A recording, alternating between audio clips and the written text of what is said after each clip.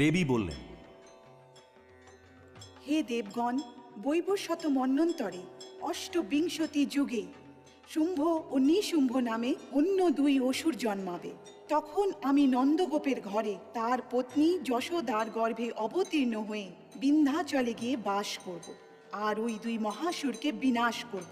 পুনরায় অত্যন্ত ভয়ঙ্কর রূপে পৃথিবীতে আবির্ভূতা হয়ে বৈপ্রচিত্ত নামে দানবদের বধ করব। সেই ভীষণ বৈপ্রচিত্ত মহাসুরদের ভক্ষণ করার সময় আমার দাঁতগুলি ডালিম ফুলের মতো লাল হবে।